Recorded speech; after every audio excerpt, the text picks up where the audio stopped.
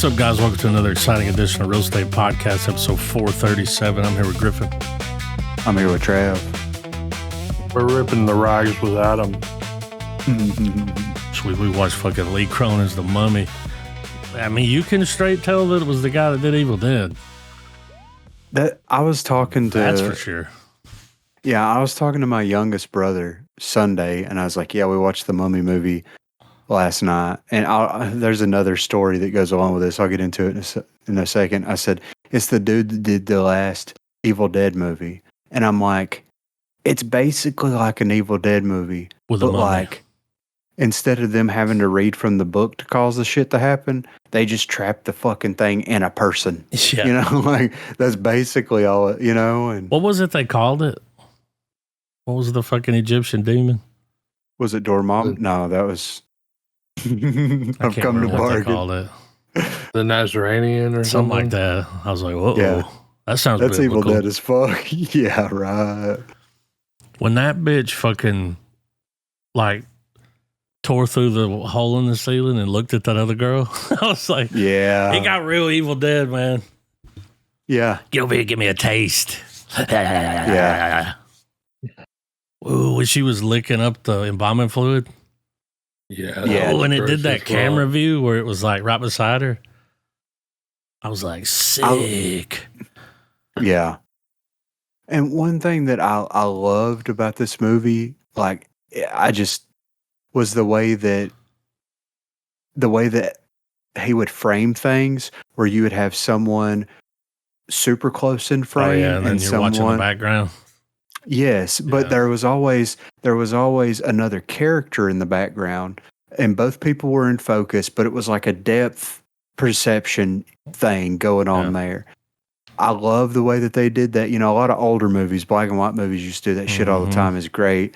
And then I love his use of natural lighting. Oh, yeah.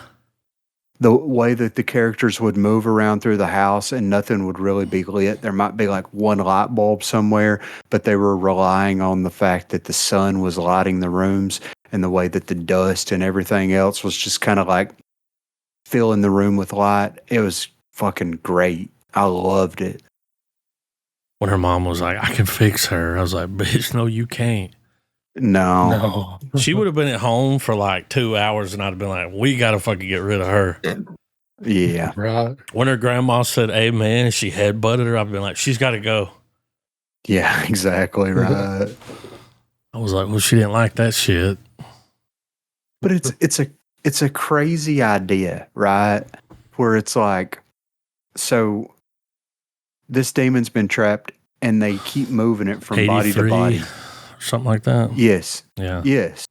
So it's been moved around for just assuming hundreds of years, right? And it's like, there's not a special team of people. It's just a family. This woman at a farm. Yeah, it's just this family. And it's like, farm. yes. And it's like, so if the thing dies, like if the host dies, does that mean that the demon just is You able got to to get it in a new body before that happens. I mean, I was I think kind that's why of they was like, is he awake? Because if it was I think awake, it it was like- time to get a new body. Well, I think hosting the spirit or demon or whatever. I think as long as it hosts it, like that, it doesn't like it's like Schrodinger's body. Like it doesn't really matter if it's alive or dead. Well, it's like in a state of the skin had the spell on it. yeah. It was like the whatever spell to keep it. the Like, protection brother, come up here and parchments. help me undress. Yeah. That shit got real Evil Dead too, where Oh, Whenever I knew when she was yeah. cutting her toenails, I was like, she's gonna rip her fucking toenail off. yeah, dude. The lewdness of like some of the stuff they would say was like Evil Dead as hell, man. Like Mhm. It's been a while. when the toenail rips and it peels her the skin skin off. all the way up to the shin. Yeah. Ugh. I would have been like, bitch, you need some Epsom salts or something. Yeah, right. Leathery ass skin. But that was the spell. Yeah. And I mean, She needed just- Neosporin. Yeah. She had some ointment bed or sores for something. sure. Yeah. Whenever she did the thing with the little sister where she's like, "You're my favorite," and she's Yeah. fucking doing that fucking whispering shit. Yeah. So the little girl Right. floats and comes back over to the door, and then it just cuts to the dad hanging out with that one, the archaeologist dude. And I'm like, what the fuck happened with the little girl? Yeah. I mean, next thing Oh, you know, man, she's like- like calling her teacher a rat faced cunt. Yeah. And somehow like grew a unibrow. Yeah. Well, that was the demon. Oh, The demon had the unibrow. Haus der Frau. Yeah, exactly. Fuck yeah, that it shit, was. man. I'd have been like, that's not I'm my sitting daughter. there watching. As I'm watching it, you know, when it finally cuts to the parents and the detective watching the VHS tape, and it shows all those people. I don't with wanna masks know. on. They're all huddled around this kid. All I can think of is one of the Wayans brothers come in and go, "Message." Yeah. But yeah, he's Dude, like, "I don't want to know." But then I don't he's want to like, know, but he wouldn't look away. "Oh, All right, but, maybe just a but little that's the thing." But the way he was just like, the way you could tell it fucked him up was, you know, Yeah. the acting was far. Like I was expecting some exquisite acting. At the But beginning of the movie, all- it had some. Like at the very beginning, I was like, is this the right movie? Yeah. It was Well, a little like I B-movie-ish. Like I was telling Adam, I think the second half of the film saved the whole thing. For sure. I mean, it kind of. And I was thinking about this. It's like when the movie starts, it's like we're hauling ass. Like we see the dude in the coffin, we see the dad die, we see the girl Which was get cool. kidnapped. Yeah, we see everything, and then it's like 8 years later. Yeah, Yeah. it comes Super to secret almost garden friends, you know? yeah, and then it comes almost to a grinding halt, and you're like, okay, so now 8 years have passed. We see these people are living in New Mexico or Arizona, Got wherever. new family, you know. Yeah, and all this kind of stuff. And then, like, we found the daughter. It's like, okay. And then it's like, it hits you hard, like a gut punch right out of the gate with everything that's happening. And then it slow burns up to shit going off the rails. And then when you're like, okay, this is pretty far off the rails, Nope. it's like, no, hold my beer. Yeah, wait till the motherfucker. funeral. Wait till the wake. Yeah, exactly. When the grandma climbs Yeah. up out of there. Yeah.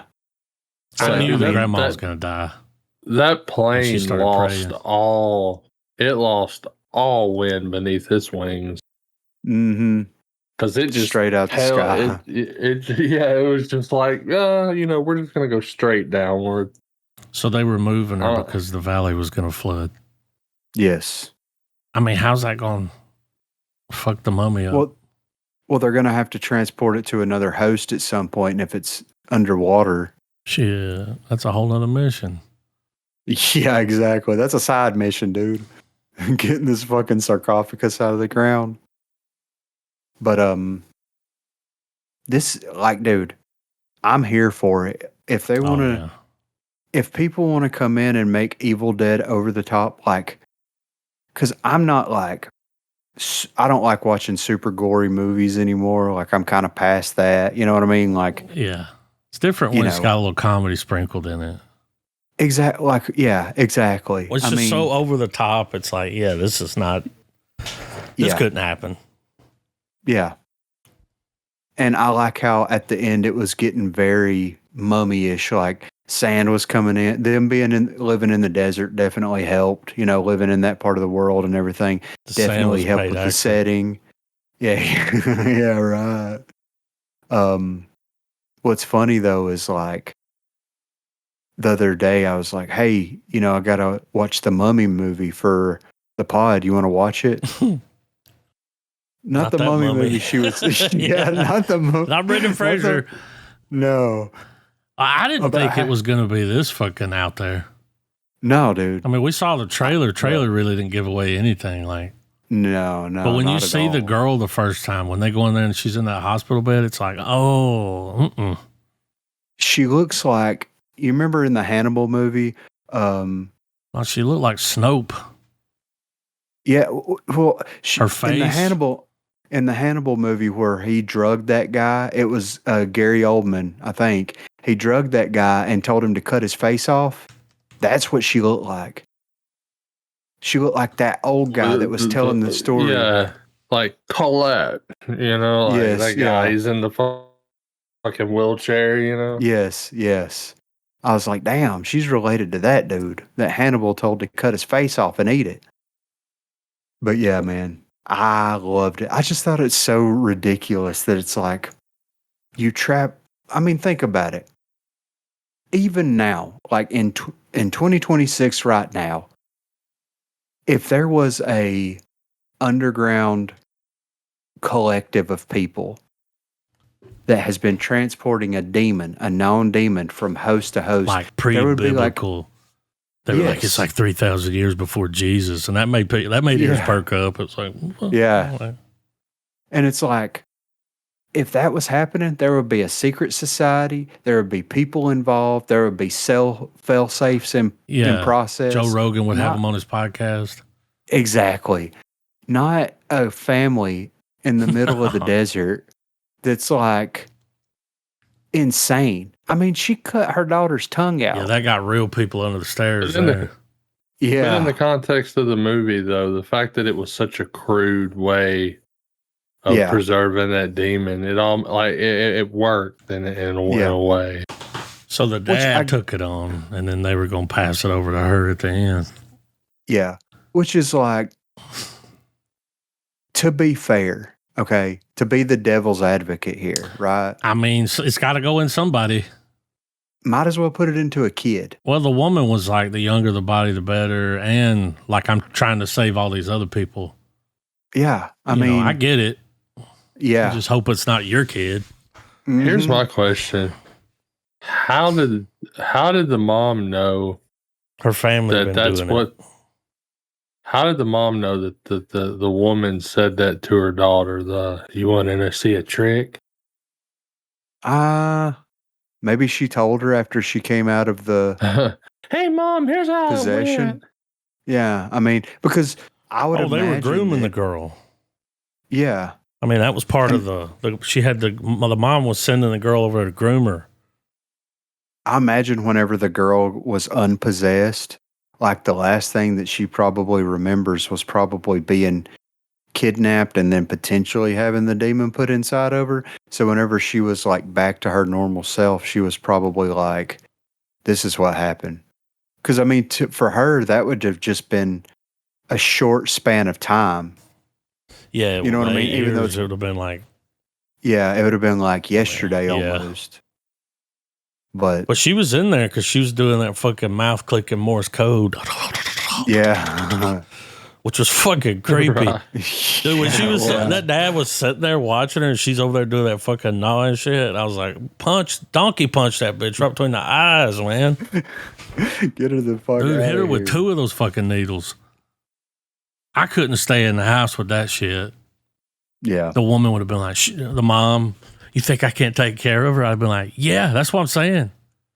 Look at her. Who can? Yeah.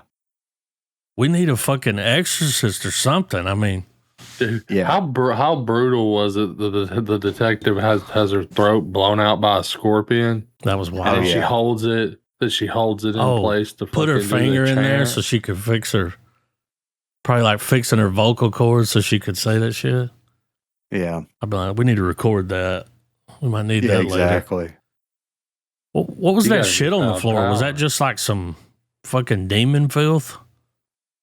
Was she shitting under that rug? I mean, had to be. It was almost like some filth, though. It was like she puked. Remember? Yeah. In the bedroom, and it started like growing. Yeah, it's like a fucking acid. Damn, floor's possessed over here. And he found that shit and was looking at it like, what the fuck? And then just fucked off. Yeah, he's like, I'm not worried. Let's go check that floor back out. Like, we need to get the like a Serve Pro out here or something. Like, yeah, right. Yeah, we got a possessed floor. Fucking Serve Pro. But like when they first bring her in there and she goes into the wall. First of all, who fucking has that? That wall shit. Fuck that. I'm like, when you go inside of it, it's like, it's pretty roomy in here. I'm like, you're actually losing a lot of square footage by. Harry Potter lives in the wall, you know. But when she was doing that running around shit, I was like, y'all got to kill this bitch. Yeah. I'd have been in there with a pillow, like, shh, you know? Yeah. I was expecting that to make a bigger appearance, like for them to be in the wall and like the hands come through the wall, kind. You know what I mean? Because people on the stairs. It kind of set it up perfect for that, but they never really used that trope. And they did it at the beginning, and then they did the thing with the brother later where he busts through it, like, with his baseball bat and shit. Yeah. Come undress me. It's like, oh, this is getting real. It got weird. It got real Game of Thrones. Yeah, right. It's like, yeah. I mean, it was corrupting the whole family, which is what that woman said it would do. Yeah. Just make your kids rude. Yeah. Make them pieces of shit, you know? But, I mean, this goes on the shelf right beside the Evil Dead movies, right? I mean, I loved it. It's been a long time since we've had a legitimate like mummy horror film. And for him to tackle this off the heels of what Tom Cruise did is a ballsy move. It's not even like the same thing though, right? No, but like it's almost like Tom Cruise kind of tarnished. That movie kind of tarnished the name of the mummy. Because like in the Tom Cruise movie, we got to bring Brendan Fraser back. Exactly. But Lee Cronin's like, hold my beer. Well, hold on, I just did Evil Dead. Yeah. Get over here and taste me. That bitch was all up in some damn casserole. Yeah. The way that she when she sneezed, that blood all over the damn. Yeah. That's why I don't eat them eggs right there. Because they put nutmeg on top of them. That's why I don't eat them eggs. Still be going in on those deviled eggs. Yeah, dude. Shit, it's just a little blood. Yeah. Extra flavor. She's like, we gotta get her out of here. It's like, well, this is what your mom would have wanted. She's like, I ain't fucking talking about her. Yeah, we gotta get this crazy bitch out. Something's wrong with her. It's like, bitch, I've been trying to tell you that. Like, yeah, we gotta get her help. But it really watching movies now, like in a movie like this, watching them now versus then, like my rational brain is like, of course, put it into a child. It's a demon. You know what I mean? It's like, it's real. If this is real, then sure, put it in the youngest thing that you can put it into so that at least the next, presumably, last 60 years, everything will be fine. You know what I mean? But at the same time, like, it's hard to separate yourself. And I think that Cronin, because he wrote and directed it, I think he did a good job at trying to play both sides of that scenario. Where you have the dad that's just like, there's something fucking wrong here. Oh, he was doing an investigation in his damn, he had a SWAT board. Exactly. And I'm glad they didn't go the route of like, of their marriage, like being on the fringes of crumbling. Yeah, because of the kidnapping. Yeah, because there was the one interaction. He was like, you blame me, but what about you? Yeah. Where were you with all the chocolate? Yeah. She's like, I'm glad fair enough. Because if that would have been an easy lane for him to steer the. Yeah, because it's like the family's already at odds with each other because the mom's blaming the dad and the dad's blaming the mom, and there's this just fragile state in the house already. And then here comes a fucking demon, and the family's got to band together to fight the demon. And it's like, no, we both kind of fucked up. But it's a demon. Yeah. So. Demon daughter. Bring your demon daughter to work day. Yeah. She's clicking in the corner the whole time. Dude, when they got to the house and she was in that wheelchair and they were trying to get her up the steps, I'm like, there's got to be a fucking this is pissing her off. Pick her up. Yes. She weighs like 50 pounds. Yeah. You can see her ribs through the fucking like through the parchments. You know, it's like, come on now. Oh, and they were like, poof, poof. I was like, y'all Yeah. making that mad. That's making me mad. Yeah, dude. Yeah. I'm giving it a full star. Yeah. Loved it. Yeah. Full star. Didn't think I was going to like it that much either. I was, whenever Fede Alvarez was like doing an alien movie, it's like fucking right, you know? Love the Evil Dead movie that he did fucking 13 years ago now, you know? And Yeah. I'm interested to see what he does with Alien franchise. And then Lee Cronin's like, comes around and he's like, I'm doing a mummy movie. And it's like, okay, Out of nowhere. is this going to be associated with anything? It's like, no. This is going to be my own individual take on a mummy film. And it's like, okay, let's see what that's about. Knocked it out of the fucking park, dude. Now we've got Nosferatu, a great vampire movie. We're getting a werewolf movie. We got the trailer for that, by the way. We've got the Mummy movie, and we got the fucking Frankenstein movie.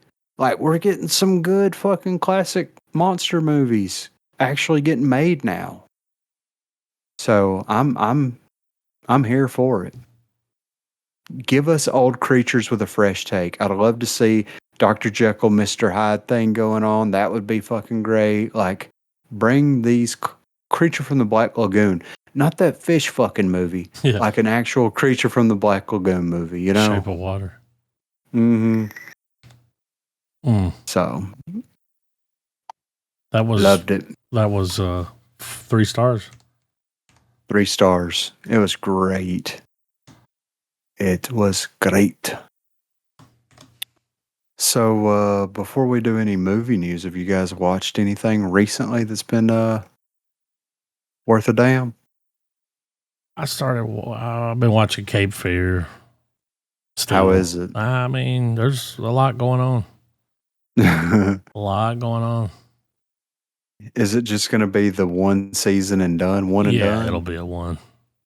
Okay, good. Yeah, it should be. Well, I mean, we were going to start watching The Burrows, and they canceled it. It's already been canceled. Yeah. So it's like, well, fuck it. There's no reason to watch it now. If they're just going to fucking up and cancel the shit. So, other than The Mummy, we haven't really watched anything over here. So, But we got a movie news. So, Forgetting Sarah Marshall 2 finally gets a positive update from Jason Segel. I love the first Forgetting Sarah Marshall. Jason Segel's great, and I love that movie. So, you know, on a $30 million budget, Forgetting Sarah Marshall grossed an impressive $105.8 million worldwide. This came out whenever all those Judd Apatow movies were really fucking going crazy, you know. Critics and audiences love the movie, with its Rotten Tomatoes scored 84% and 76% respectively. While the comedy embraces crude elements, it delivers winning chemistry between the actors and nonstop laughs. Since Forgetting Sarah Marshall debuted in 2008, audiences have been curious about a potential sequel, which Segel has teased in the past. Segel spoke with the direct at the Newport Beach TV Fest, where the subject of his last live performance of Dracula's Lament came up. Dracula's Lament is a puppet musical from Forgetting Sarah Marshall, which the actor performed in 2023. Segel was asked whether audiences would ever be treated to a full rock opera as his character in the hit comedy film intended. We've been talking about it. I will tell you. That's all I can say. Yeah, every once in a while I get an itch and get my puppet because I have him and go perform live somewhere. But I still dream of doing that musical. I have no idea for how to do it too. I have an idea for how to do it too, so we're getting there. Thankfully, that's not where the conversation stopped, with the topic of a sequel to Forgetting Sarah Marshall being broached. That question led to an exciting revelation from Siegel as the actor indicated his plans for Dracula's Lament and Forgetting Sarah Marshall 2 are part of the same idea. It would all be one thing with the musical. I got an idea. I have an idea. Forgetting Sarah Marshall received a spinoff in 2010 called Get Him to the Greek. Fuzzy Wall. Which had Aldous Snow in it, of course. Lucia Jeffrey. Yeah. I didn't realize that was a spinoff, but that was a spinoff. Yeah, right. So yeah, hopefully. I mean, look at young Jason Segel in this picture here. A lot of times passed since 2008, apparently. So, but yeah, I'm here for it. I love Forgetting Sarah Marshall. Like, that's one of the Judd Apatow movies that I'll go back to. You know what I mean? Like, he's great in it. And then everybody that pops up, of course, freaking Russell Brand is great in it too. He's doing his own thing now. But yeah, Forgetting Sarah Marshall too. What do you think? Yay or nay on it? I mean, I'll watch it. I'm down. I watched the first one and Get Him to the Greek. Yeah. I don't know if they'll be able to get how you going to do the movie and not bring back Russell Brand? Dude, that's it. He's doing a rock opera for Dracula's Lament, and he brings washed up Aldous Snow rocker to be the lead to play Dracula in it. Yeah. Or if it's like he is now, like he's all cleaned up, he's giving up that life. Yes, yeah. Now he's all like religious and stuff, like super religious. Yeah, like uncomfortably religious. A podcast about it, Yes, yeah. But I've always liked Russell Brand, though. Yeah, me too. So I would be excited to see what they do with that. So this is something that's crazy. Sony is deleting 550 plus digital movies and TV shows people have already paid for. Is this from the PlayStation? It says the list of movies and series that will be pulled from digital spaces is extensive and spans a wide range of prominent blockbusters, indie hits, and critical acclaim titles that people have previously purchased to watch at home or on the move, but not for much longer. Terminator 2, Judgment Day, Total Recall, Rambo, First Blood, blah, blah, blah. As reported by Kotaku, Sony started contacting customers to let them know about the mass removal towards the end of last week. X-User, whatever, was one of the first to share the notification, which clearly states, as of September the 1st, 2026, due to our content licensing agreements, you will no longer be able to watch any of your previously purchased Studio Canal content, and the content will be removed from your video library. The announcement was subsequently posted on the official PlayStation website, along with a full list of 551 digital titles that will be erased, seemingly without any refunds or compensation for the loss. The update primarily impacts PlayStation users in the UK who previously purchased digital movies and TV shows distributed by Studio Canal via the PlayStation Store. The news sparked intense criticism online regarding the lack of digital ownership and served as a stark warning to all that if a movie is bought digitally, the consumer is often purchasing a temporary license. If licensing agreements expire between the studio and the platform, the studio can revoke access to its titles, as is the case with Sony and Studio Canal. The removal will take effect September the 1st. On this date, the affected titles will disappear. Sony officially stopped selling and renting movies and TV shows on the PlayStation back in August 2021, but they initially promised users that they would still be able to access their existing digital purchases. However, it is possible that the company is letting its distribution license expire rather than renewing them as time goes on, since they no longer operate this side of the business. But it hasn't gone unnoticed. It starts. It's all the reason why buying physical media or making getting your such a hands thing. on it. You know, like some of why? these shows that they put on these streaming services, like there is no physical media. And then all of a sudden they'll just remove the show. It's gone. Yeah. Or is it? Right. Yeah, I saw something. I can't remember what it was, but it's like it was a movie or a TV series or something. I can't remember exactly what it was that was like released digitally and it's never been released. And this came out several years ago, but it's never been released physically. And now they're finally releasing it physically and all that kind of stuff. And it's just wild to think that we live in a world, which I don't buy Blu-rays, DVDs, and stuff like I used to. I mean, I used to go and buy stuff constantly all the time, you know? But it's crazy to think that we live in a world to where like, yeah, but like, here's the thing. If I was going to buy it, I'd buy a physical copy over a fucking digital download. Exactly. Especially since the majority of the time when you buy a physical copy of something, there's a digital code. Yes. Yeah. I mean, all those people that were like, I just buy all my movies on iTunes. Like, it's so convenient. It's like, yeah, now look. Yeah, exactly. They just take that shit away one day. Well, and like, you're paying like sometimes top dollar. Mm-hmm. Yeah, exactly. I mean, 20, you might as well get a fucking physical fucking copy of it. Right. And my question is like, when does like, okay, let's do a little tariff analogy here. When does the provider pass the buck to the consumer? Where it's like, if you want to access the content from Studio Canal, you have to pay a percentage of the licensing fee for that content.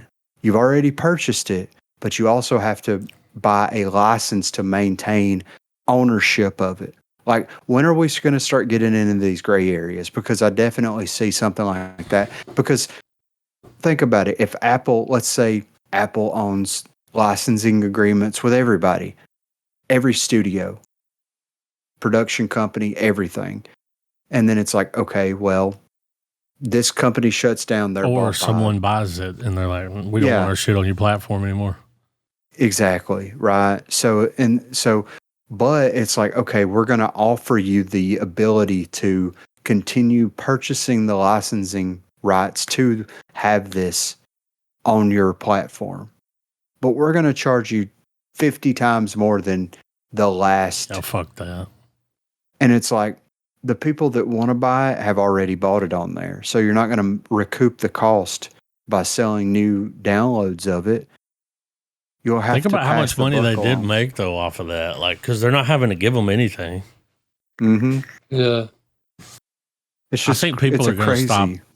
You know, now this is happening more. I think people are going to stop. Physical media is on the rise again, big time.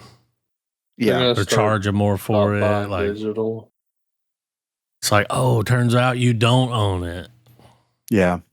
Well, we see, it seems like there's a global, well, not really a global, but like a shift in the mindset of most people now, because it's like you've got more homegrown, like conscious people when it comes to like where they buy their food at, you know what I mean? And now that's expanding into entertainment to where it's like, I can just go to the dollar store, Walmart, wherever, and buy a Blu-ray, and I'll have this. As long as a Blu-ray player or a disc drive is being produced in the world, I'll be able to watch this. And you see this shift happening all across, whereas people are kind of decoupling themselves, especially as people are getting older. They're decoupling themselves from the chains that are holding them down. Tit. You know? Yes, exactly. Like the Yoda tit. The Yoda tit, dude.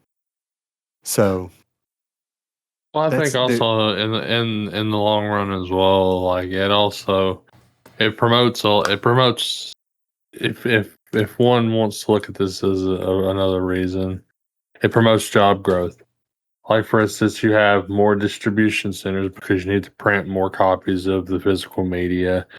You need more players because whether it's aftermarket or brand new, people are going to be buying. There's a necessity for these different Yes. readers now, be it Blu-ray, DVD, or combo or whatever. Yeah. And it's just it's to me, it's all a win with physical media. Yeah, I agree. It even happens with Spotify. Sometimes they just take music off there. Yeah. Like you'll go to it to listen to it, and it's all like it's blacked out. Yeah. It's like, what the fuck? Yeah. It was here before. And it's crazy on something like Spotify where it's like remember when Neil Young pulled his shit? Oh, I do. That's some of the stuff I'm thinking about. Yeah. So Neil Young pulled his shit and they pulled all of his music. It's back on there now. But if people independently upload it to a playlist, then you can still access that music on Spotify. You just have to find a playlist that has those songs on it. But I'll say this as well, though. On the other side of the pendulum, it doesn't really change anything because we live in an era now where there is just so much content that it creates option paralysis. Yes. And the likelihood of going back to revisit a film, for good or bad, is just very unlikely because there's the next one that's coming out, the next thing that's happening. And it's convenient to just buy it online and watch it on your phone, your iPad, your whatever, while you're traveling. And I mean, we've said this before with certain films, and I'm sure countless other people have too. They don't make films like they used to anymore. Like there was a rewatchability of some of these older films. That rewatchability is like, well, for the older films. To me, oh, for sure. You go back and watch those. The newer movies are the one and done. Like it's I don't see even though I gave The Mummy a full star. Yeah. Do I see myself sitting through this film again? No. Unless I'm just trying to show it to somebody. Yeah. I definitely agree 1,000%. And I think we're on the cusp of the content overload. It's like we've waited through the past, what would you say, 10 to 15 years of like just content being rammed in your throat constantly. I think we're on the cusp of that bubble popping, and then it's going to go from being a quantity to a quality, hopefully to a quality thing. Well, and now like there's so much stuff out there that there'll be the shows you want to watch. It just gets lost in the sauce. Exactly. You come across it again. It's like, oh yeah, dude, I'm always finding these little shows that came out years ago. It's like, what the fuck? Like, where was this? Yeah. It's like, oh, we got canceled because nobody watched it. It's like, well, nobody fucking knew about it. Yeah, exactly. Well, it's its own various little like secular hubs of content. Like if you like there's someone out there that's like they don't care about watching. They don't care about watching The Mummy. But by God, they're gonna show up to watch the Avengers. Yeah. Or there's someone that could give a shit about the MCU, but the next big crime movie the big mystery film they'll line up for. The next Taylor Sheridan style film where it's very brain rot, there's folks that's lining up for that. Every one of his shows is like that. So it's not even about the overload. It's the compartmentalization of all this content, and you either know how to navigate it and find the choice cuts, because it's getting to where there was a statement where someone was like, I've watched everything. No. That doesn't exist anymore. No. No, you've watched everything that was in your algorithm. Yep. You got to go outside your algorithm. But yeah, it's wild that all the PlayStation users are losing all of that content. And this should be a warning. I mean, I've seen a lot of people complaining about this, of course, like on Twitter, whenever I do open Twitter, it's to people bring the losing their hashtag back. shit. Fuck Sony. Yeah, and it's like, yeah, I started the campaign again. But I mean, this is just, the movies that you love. Just try to go out of your way to buy a physical, whether it's on VHS, Laserdisc, it don't fucking matter. Just find a way to watch it, because if all these servers go down, the stuff that's never been or they released can just take it away. Yeah, exactly. When they're like, "Oh, this movie's like too much for people. We're just gonna get rid of it," which they do. The era of the shelf sitter is absolutely gone. Yeah, and that's a sad day for film. You are right, because I can tell you this much: for all of God's work that Criterion's doing, that there's so many of those films that people have never seen and never will see. Well, something I noticed about the Criterion collection, because like when you hear that, it's like, well, this movie's going to be good. Well, not always prestige. The case. Exactly. Not always the case. It is a prestige, though. They're like that's like you're in the club. It's like a cinema merit badge. Yeah. Yeah. They're putting it in the Criterion collection. Ooh. And I think most of us, with what few cuts we've seen that is amongst the Criterion collection, most of it, they're not good films, but it's what they did on a technical level that makes them so endearing. Yeah. Like, I think one of the most abstract films we watched from Criterion was that Japanese film for Hell, Jingoku or something like that, Senjoku. Mm-hmm.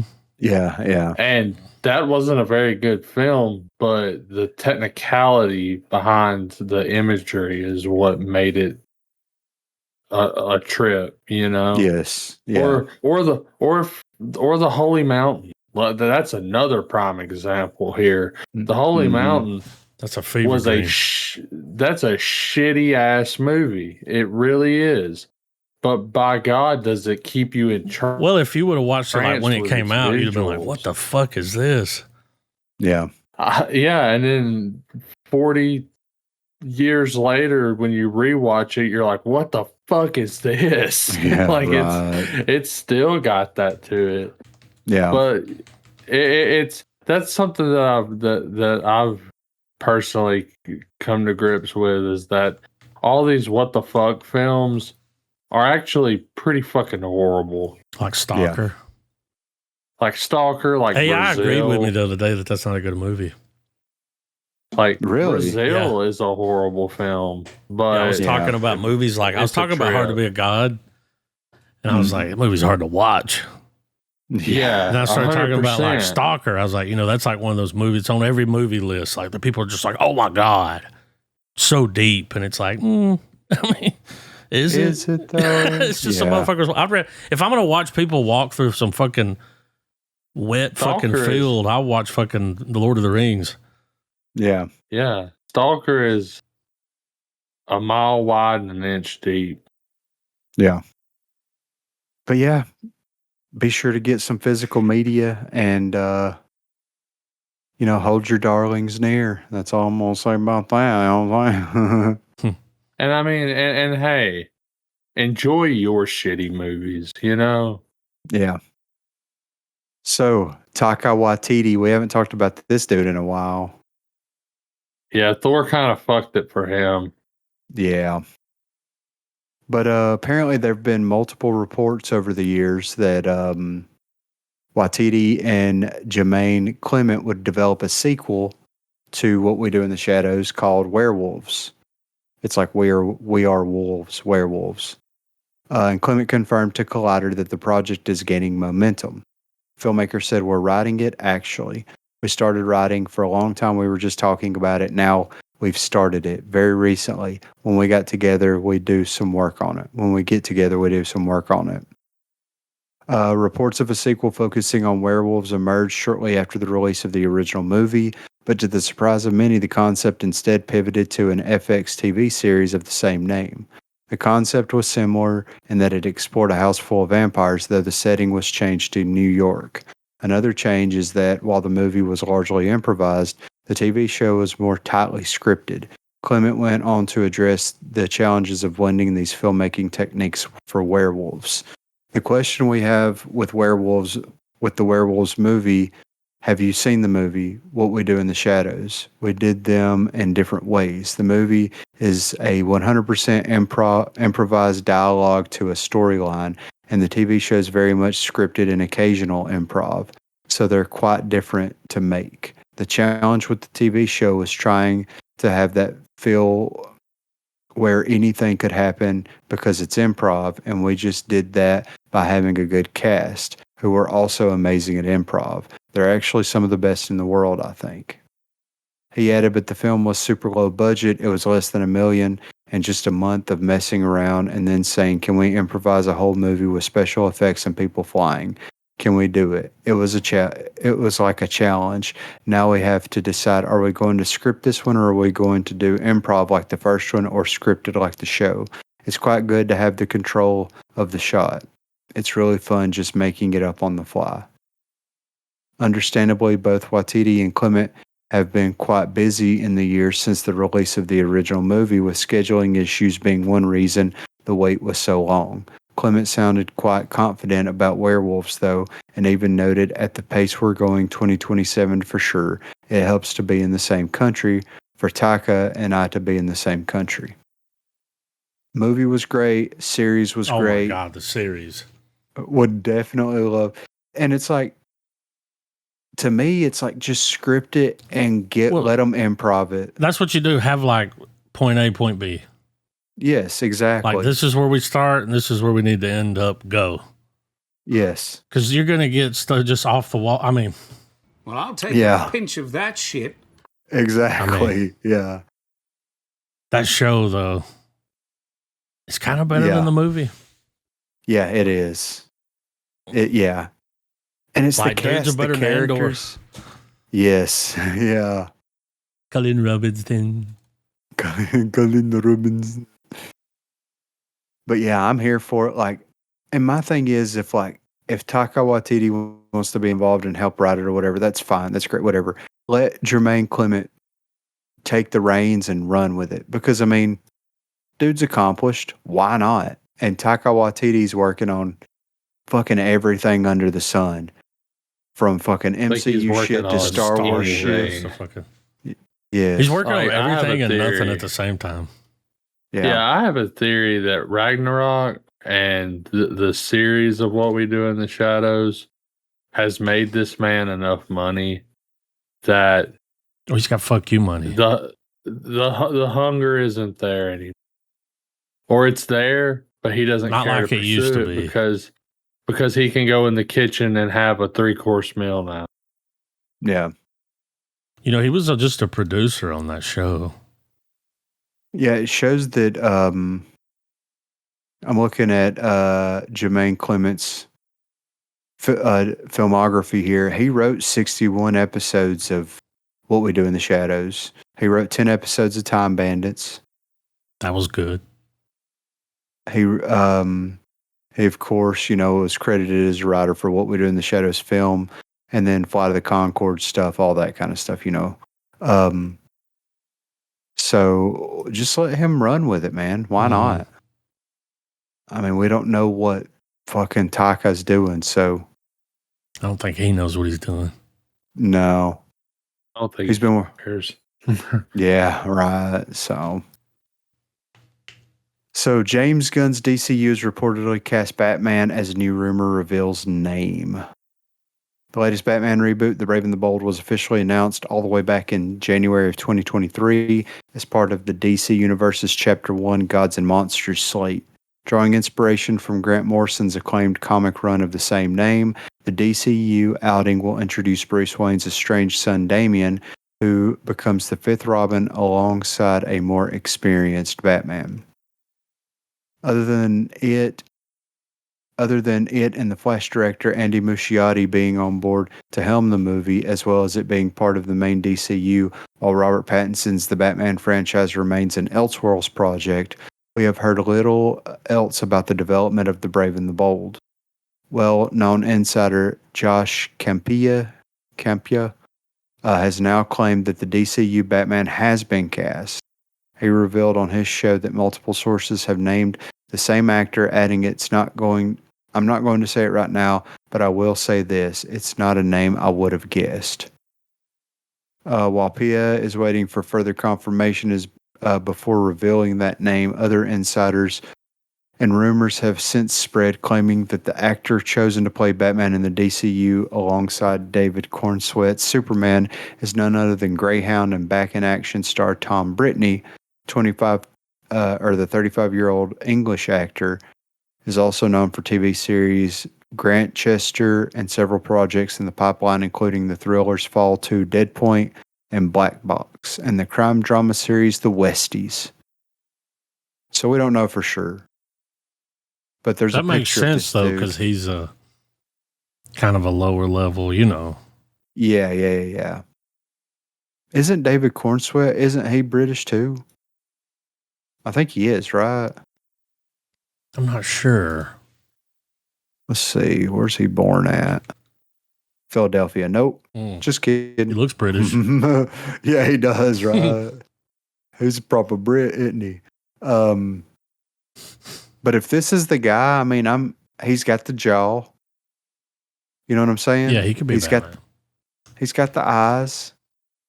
I mean, in this picture, it looks like he's got eyeliner on. So let's just do it. Hopefully, we'll get some more confirmation on who's going to be playing Batman. And it's crazy that Andy Muschietti is still on board to do the film because, like, he's in It World right now, like doing the Welcome to Derry stuff. Like, season 2 is happening, and they've already got plans for season 3. You know, so like, that's a lot of work. You know. Mm-hmm.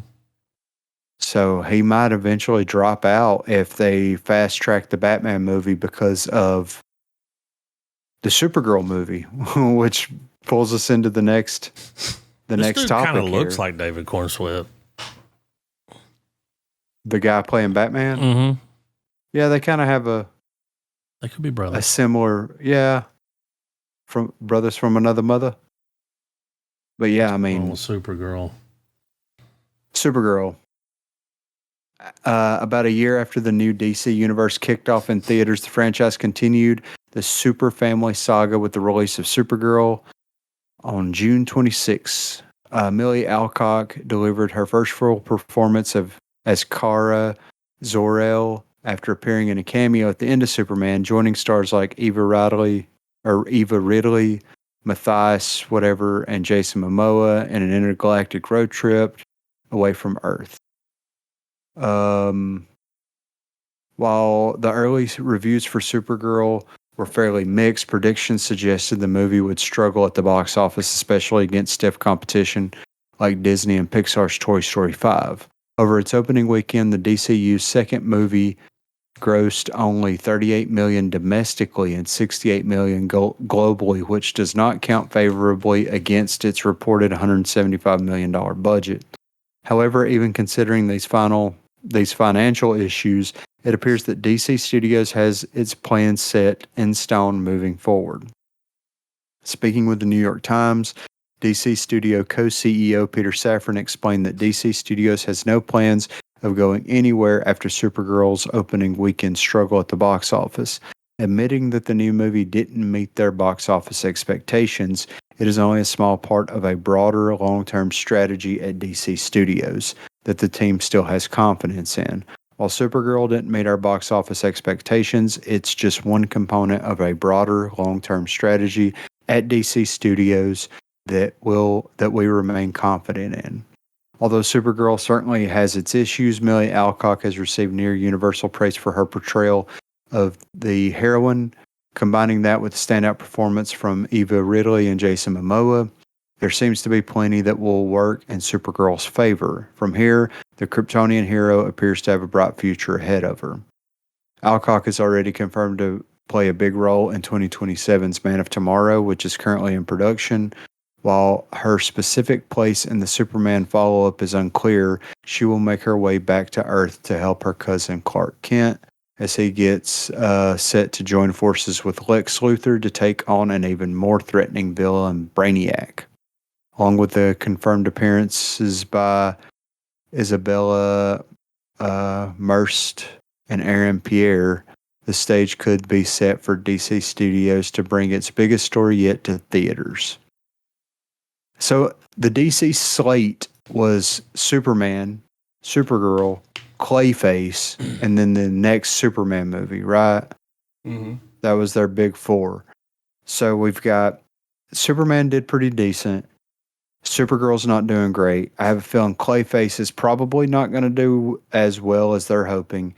And Superman will probably do okay, which means that not Disney, but Warner Brothers being bought, there's going to be at some point somebody's going to come in and be like, "Bro, we need Batman. We need on Batman and tap. Superman. Yes, we need Batman. We need Superman. We need Justice League. We need Who asked for a Supergirl movie? Yeah, you put her in the Superman movie. Yeah, and I'm here for the Supergirl movie. I'm sure it'll be fine. Yeah, but me, I'm not from the trailer, we haven't gone to the theater and watched it. I mean, yeah, I mean, I'm still thinking about going to the theater and watching it. Hopefully, but I'm not there day one. But I don't even know. I mean, even the Spider-Man movie, I'm not going to be there day one. Odyssey, no. Doomsday, no. You know what I mean? Like, so it's just... Yeah, we don't do day ones. Yeah, exactly. We do like week 5 Sunday matinees. Yes, matinee, 1 p.m., you know? That's what we do. So we'll see. But at a certain point, because of the investment that was made purchasing Warner Brothers, they're going to start wanting results. And I saw in an article earlier that like Peter Safran said that the owner of Paramount, didn't Paramount buy them? Yeah, I think so. The owner of Paramount had a meeting with Safran and James Gunn, and he's very interested in keeping the DCU or whatever they're going to call it, DC Studios, alive and on track to do what it was wanting to do. Unless DC Studios starts freaking dropping stinkers and they're not making any money, then they're going to come in and be like, do something good or we're going to shut you down. Luckily for them, the Batman film with Robert Pattinson is going to fall into that, even though it's an Elseworlds tale. They're going to have that money. They're going to have the Superman money and anything else that comes out that's a surprise hit out of nowhere. So that could save them. But Patman. Yeah. Patman, dude. But yeah, I mean, to me, I'm hoping that the Supergirl movie is good. I'm hoping it's everything that I wanted Captain Marvel to be, but like not. I'm sure it will be. Yeah, like, you know what I mean? Like, not, you know, with all the extra Brie Larson shit attached to it. You know what I'm saying? So, yeah. But that was all the movie news. All the movie news that I saw. Dude, I've been, while we're gearing up for trailers here, I've been making my own jam. Jelly? Yeah, dude. Like spicy jelly and stuff? No, dude. Like what I did Apricot? was I've done strawberry and blackberry so far. So it's random. And I've got really some getting blueberries. into jam making. Well, dude. So like, you know, whenever people make jam, they put a shit ton of sugar in it, you know? Yeah. I said, fuck the sugar. I'm putting honey in it. Oh. Yeah. Nature's sugar. Yeah, exactly, dude. So I've been like, all right, she's been on a bread making kick. I've been making jam. Like one day every other you week. see where I'm going with this? Like, yeah, put jam on the bread. You got a bread maker? No, she's just making it by hand. Like going through the whole rigmarole, mixing everything together, letting it steep or rise, whatever. Yeah, whatever it does, and then, bubble. Yeah, dude. So, but yeah, man, I've been freaking smashing the fucking fruits up and then putting the honey and the pectin and everything in there, and I'm perfecting my technique over here. You know what I'm saying? I just got an itch one day. I love some homemade jam or preserves. Anything. One of my favorites is pear preserve. See, that's shit whenever is so pears, good.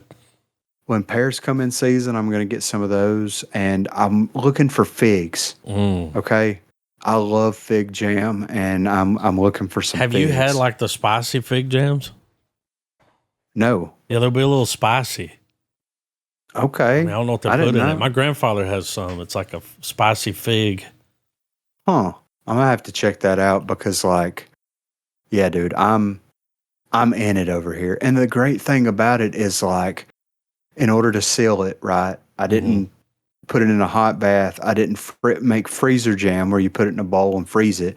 Like, I boiled the jars, put the hot jam in there, and then I store them upside down until they cool. Yeah. They automatically seal. Since I'm making it with honey, honey's a preservative. Mm-hmm. It doesn't let anything fucking grow in there. It has a shelf life, dry storage, 12 months. Get the fuck out of here. Exactly. Like they found honey in like Egyptian tombs that you could eat. Yeah. I want to make some jam with that shit. Yeah. So that Egyptian honey, dude, get the fuck out. I'm on Egyptian cotton and Egyptian honey, baby. Yeah. So they sell these things that you can seal. It looks like it's like a little trigger and a handle. You stick it on top of a jar and it'll suck the air out of it and seal it. Really? Yeah, I've seen them on TikTok. I'll have to look into that. Yeah, they're pretty cheap. I mean, you just put the thing on there and it'll vacuum seal it instantly. That's fucking great. But yeah, dude, I'm over here because I got this. I love homemade strawberry jam, and nobody around here makes that shit no more. And I was like, fuck it, I'm going to make it, Mm-hmm. And once I started experimenting with honey ratios and stuff, you know what I'm saying? Yeah. I'll have to. I'll bring. It's like Breaking Bad. Yeah, dude. Yeah, like a baker's out, Bunsen burner. Yeah. What's that for? To heat the honey up. Yeah, don't worry about it. Dude, how much is fucking honey right now? It's very expensive. Whenever you go over there and look at the honey, I was like, God damn, like $10 for a little honey bear, Yeah, dude. But the great thing is, like, you could get into the bees keeping. It's actually not that hard. Yeah. Well, I mean, really. So there's a lot of people at my job driving around that have, they keep bees and they harvest so much honey that, they end up selling it or giving it away. Oh, yeah. So I tell these people, I'm like, hey, man, you hook me up with some honey, I'll bring you some jam back. What kind you want? Trade. So I'm out here trying to, because for 4 cups of fruit, you need 1 cup of honey. So I can get the fruit. Like, I went and got blackberries out of my brother's pasture the other day and used them, So yeah, honey is expensive, but there's so many people around here doing it. Yeah. That it's not, you can get some good quality honey and the Mennonites sell honey too. They say that I've used both the dark and the light honey. The light honey is in the jam tastes sweeter, but the dark honey seems to carry the flavor of the jam of whatever fruit's in there. It's crazy. So I'm over here doing a 50-50 ratio. You know what I'm saying? A little PG-VG. Yeah. So yeah. But yeah, I've been doing some jam work. I've been jamming over here, dude. Jam on it. All right, what we got here? The Dink? Is this about Peter Dinklage? I mean, Ben Stiller movie. Okay. Oh, God. Oh, God. Looks like Chris D'Elia. Yeah. He's going to have to start playing pickleball. He's going to get his ass kicked.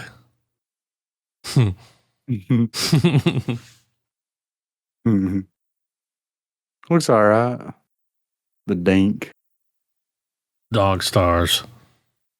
Jacob Lordy. Okay. He's tall. Look at him. He is tall.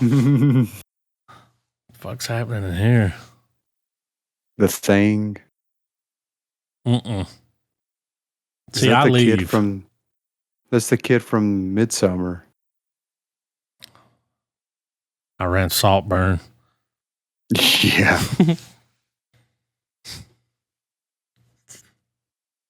Oh, Josh Brolin. KOBK. He got a lot of face paint on. How's that? Oh, it's the neo-Nazis. Is that Trent Reznor? Yep. What the fuck? Probably could come up with a better name. Yeah. Looks good, though. Doesn't look bad, yeah. Based on the novel. Let me write that down.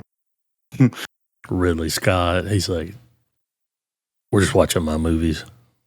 Yeah, right. Yeah. I've got a list of books, and I just added that on there. Shit. Or Private Hell. This is about work. Hmm. Who? Okay. The Leatherman. There's a clue. Kind of a little megalopolis going on there. Yeah, that's Looks looks interesting. interesting. Yeah. Yeah, coming from the guy that made the Neon Demon. Right. He did Drive. That was at the top. And then Only God Forgives. Your mother. This has got Marshall Ali in it, right? Yeah. Okay. Change it. Looks like Wesley Snipes. Yeah, right. That's a fucking teaser. I don't know what's happening there, but is this about that song, The Wait? Take a load off Andy. Yeah. Oh, yeah, they're going to steal some gold. Oh, I'm watching this. Is that Timothy Oliphant? I think it is. It sounds like him. Dexter Morgan's girlfriend. Where's Tom Hardy? Yeah, exactly right. Looks good. Yeah. Speaking of Batman, The Westies, isn't it? why is it so quiet? Damn. Need some flogging Molly on this. Yeah, right. I'll be watching that. Not too bad. What is this hair about? What the earrings? Yeah, right. There's a lot happening Hot just spot. in this picture. Dude's wearing a kilt. What the fuck is happening? What's a girl with a dragon tattoo? Ada. The fuck is happening? I don't know. I mean, all right. It's like a Bollywood movie, but like, I don't know. I'm definitely interested. Yeah. Big Baby. Red Band trailer. Ron Howard's brother. Did it say Cher was an executive producer? That's what it said. Why don't you just kill him in the script? Yeah. That's probably what he does.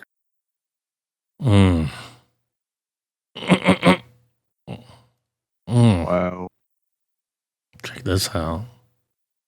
Looks old. Yeah, it does. But it's not. Not the dungeon. Anything but the dungeon. That's a proper dungeon. I love the way this looks. Yeah. Like it was shot on VHS. Yeah. Ah. Dude kind of looks like Lou Diamond Phillips, doesn't he? Mm-hmm. Yeah. It's La Bamba. I have a feeling there's going to be some great dishonor. Yeah. That looks good. Yeah, I had to go and make sure because when I started watching it, I was like, what is this, a re-release? Yeah, right. Because You're sitting there you're sitting there resetting the quality. Yeah, like Evil Dead Burn. Okay. Mm-hmm. Mm-hmm. That was real Pet Cemetery there. Yeah. All back. Mm. That's creepy. Sheesh.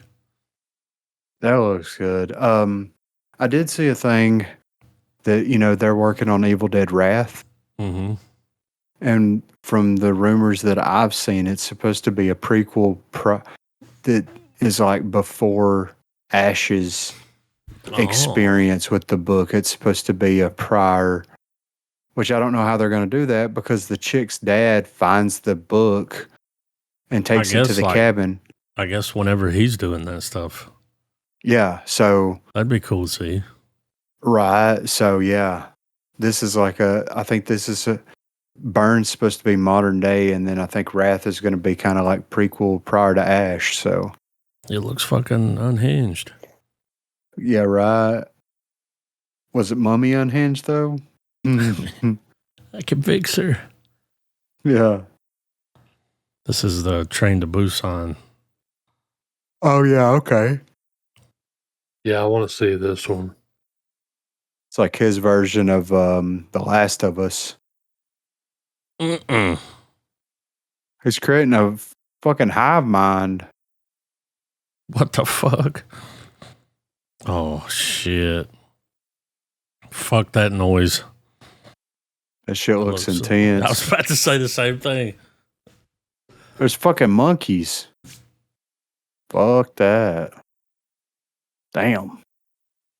Oh, we got the werewolf trailer.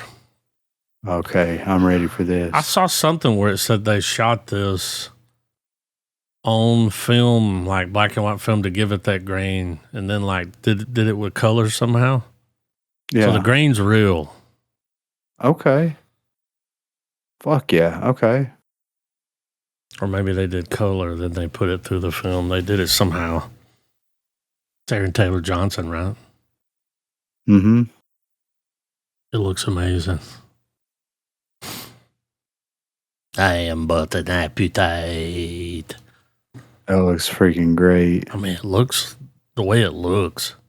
Yeah, right. Like, holy shit, that dude knows how to make a fucking movie. I'm not going to see that in theaters. Dr. Ortho. Gotta pay for it somehow. Yeah, right. Look at this budget. Oh, wait a minute. Unavailable. Oh, well. We'll figure it out. Yeah. That dude's, look at that 5 head. Break out in a song and dance. The level of pageantry in all these films. I'm convinced that one guy makes about 100 films a year because it looks like the same guy. Oh. He must break his chains. It's still going. Slow motion. Why does everyone look like Lobo in this movie? They saw the Supergirl movie early. I mean, it looks epic. Yeah, it does. The secret treasure. There's a clue. Nagini. He's got to fight Nagini. Whoa. That was a lot of trailer. Yeah. I don't know if I can go to sleep after that. Well, next Leap into bed in slow-mo. We can we finally see what the buzz is about on Obsession. Sure. I'm here for it. There's supposed to be an unrated version. I think Apple's going to put it out. Okay. I mean, if it gets any more unrated than what I saw, goddamn, you know? Right. But yeah, next week. I'm waiting for that 4-hour cut of the Project Hail Mary. Oh. I thought you were about to say Iron Lung. No, I'm good on that. No, I'll pass. Yeah, I'm good on that. Yeah, don't need it. No. Don't want it. I don't feel like it would add anything.